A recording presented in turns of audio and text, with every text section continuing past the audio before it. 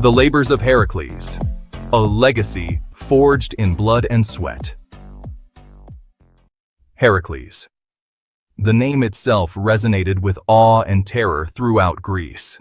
The son of Zeus, blessed with strength beyond mortal measure, he was marked by destiny for greatness. But his path was paved with suffering, a consequence of Hera's relentless wrath. 10 impossible labors he had completed, each more perilous than the last. He had wrestled the Nemean lion, its hide impervious to mortal weapons. He had slain the Hydra, a many-headed serpent whose venom spelled instant death. He had captured the Erymanthian boar, a beast that terrorized the mountains. And he had outsmarted the cunning Cretan bull. These trials tested Heracles' physical prowess, but they also revealed the depths of his courage and cunning. These victories, however, offered him no peace. He remained bound to King Eurystheus, forced to obey his every whim. Each victory only fueled the king's fear and resentment, driving him to concoct ever more dangerous tasks. Heracles bore this burden with grit and determination, knowing that his true reward lay not in earthly glory, but in the fulfillment of his destiny. He was a hero, not by choice, but by the cruel hand of fate. And fate, it seemed, was not yet finished with him. The 11th labor, a descent into darkness. The summons came, as it always did, heavy with dread and anticipation. The air was thick with tension, as if the very gods themselves were holding their breath. Eurystheus, pale and trembling, delivered the news of the 11th labor. His eyes darted nervously, betraying the fear that gripped his heart. This task, the king believed, would finally break the indomitable spirit of Heracles. He had seen the hero conquer insurmountable odds, but this was different. His voice shook as he spoke of the underworld, the realm of Hades, where the souls of the departed resided in eternal twilight, a place where light was a distant memory and shadows reigned supreme. "Bring me," the king commanded, his voice barely a whisper. Cerberus. The name hung in the air, heavy and foreboding. Cerberus. The very name sent shivers down the spines of even the most stalwart heroes. Legends spoke of his ferocity, a beast born of nightmares. A three-headed hound of monstrous size, with fangs that dripped venom and a mane of writhing serpents, he guarded the gates of Hades. His eyes burned with an unholy fire, a sentinel of the damned. His bark could shake the earth, and his growl chilled the very marrow. The ground trembled at his approach, a harbinger of doom. To capture such a creature, to drag it from its domain and into the light of day, seemed an impossible feat, a journey from which no mortal could return. The very thought was enough to make the bravest warrior falter. Yet Heracles did not flinch. His heart was a fortress, unyielding and resolute. He met the king's gaze with a steely resolve, the challenge stirring a familiar fire in his heart. This was not just a labor, it was a test of his very essence. He had faced death countless times and emerged victorious. Each battle had forged him, tempered his spirit like the finest steel. He would journey into the heart of darkness itself and stare down the guardian of the underworld. The path ahead was fraught with peril, but his resolve was unwavering. This was his burden, his curse, but also his opportunity to prove his mettle against the most fearsome foe imaginable. The weight of destiny pressed upon his shoulders, yet he bore it with pride. His journey to the underworld was about to begin. With each step, he descended deeper into the abyss, ready to confront the darkness that awaited. The guide and the gift, Hermes, Athena, and the journey begins. In the annals of Greek mythology, few tales are as compelling as the journey of Heracles into the underworld. The air grew thick with anticipation as Heracles prepared for his descent. His heart pounded with a mix of fear and determination, knowing that this journey would test his strength and courage like never before.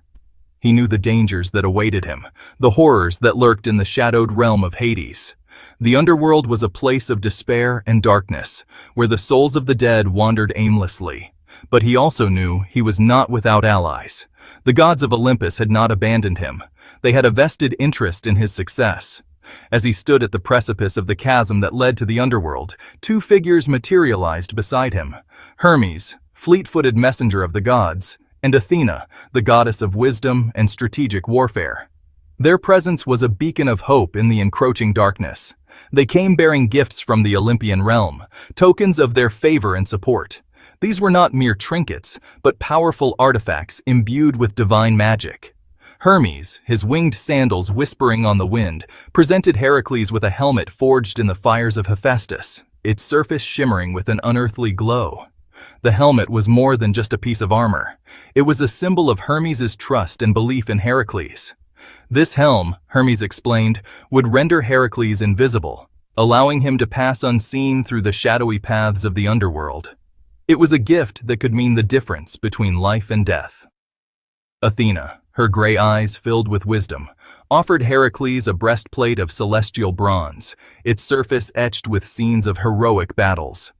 The craftsmanship was unparalleled, a testament to the skill of the gods. This armor would deflect even the deadliest blows, protecting him from the denizens of the underworld. It was a shield against the malevolent forces that sought to end his quest. Thus equipped, Heracles felt a surge of confidence. The weight of the gifts was a reminder of the gods' faith in him, and it bolstered his resolve. He knew his journey would be fraught with peril, but he no longer faced it alone. The gods were with him, their blessings and their gifts a constant source of strength. He had the backing of the gods, their blessings and their gifts to aid him. Each step he took was guided by their divine will, and he felt their presence with every breath. With a deep breath, he donned the helmet and felt a wave of invisibility wash over him. He was ready. The world around him seemed to shift, and he became one with the shadows. He plunged into the abyss, the darkness swallowing him whole as he began his descent into the underworld. The journey was perilous, but with the gods' gifts, Heracles felt an unyielding determination to succeed. Shades and sorrows, encounters in the underworld. The air in the underworld was heavy, thick with the silence of countless souls.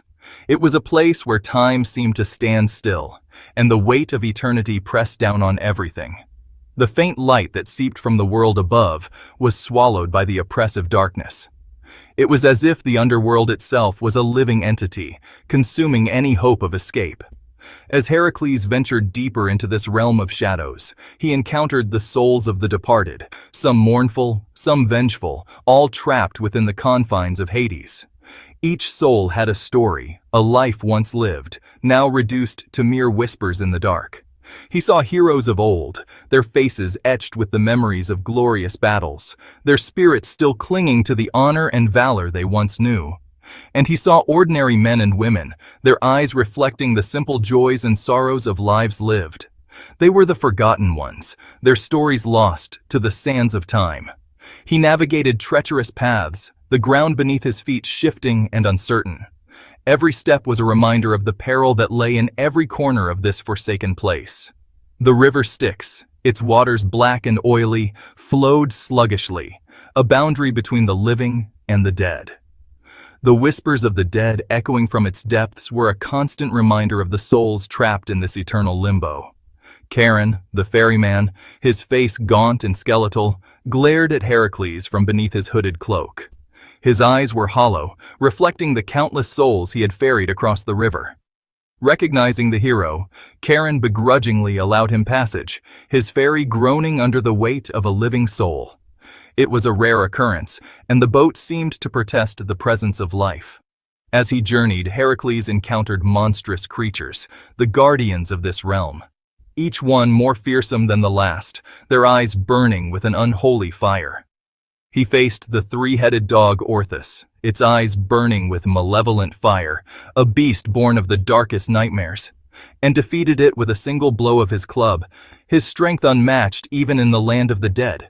He crossed paths with the Gorgon sisters, their hair a mass of hissing serpents, their gaze capable of turning any mortal to stone. But their deadly gaze held no power over his helmeted form, his resolve unshaken by their terrifying presence. Deeper and deeper he ventured, the weight of the underworld pressing down on him, each step taking him further from the world of the living. the silence broken only by the sighs of the dead and the distant murmur of Cerberus's growls, a reminder of the ever-present danger that lurked in the shadows. A promise to a shade. Heracles and the spirit of Meleager. Through the gloom, a figure emerged, a warrior clad in spectral armor. It was Meleager, a hero of the Caledonian boar hunt, his presence tinged with sorrow and regret. Meleager recognized Heracles, the air shimmering with recognition. He spoke of his own tragic fate, cut down in his prime by the vengeful fury of his own mother. His soul, he revealed, was tethered to this desolate realm by an unfulfilled oath. Meleager spoke of his sister, Deianira, still living in the world above. He yearned to know she was safe, that she had found happiness. He pleaded with Heracles, his voice echoing with a desperate longing to deliver a message to his beloved sister, a message of love and reassurance from beyond the grave. Touched by Meleager's plight and the depth of his love for his sister, Heracles vowed to honor his request. He would deliver the message upon his return to the world of the living, offering comfort to a grieving sister and peace to a restless soul. It was a small act of kindness in the face of such overwhelming darkness, a glimmer of light in the heart of the underworld. And with a heavy heart, Heracles pressed on, his footsteps echoing in the silence as he drew closer to his goal.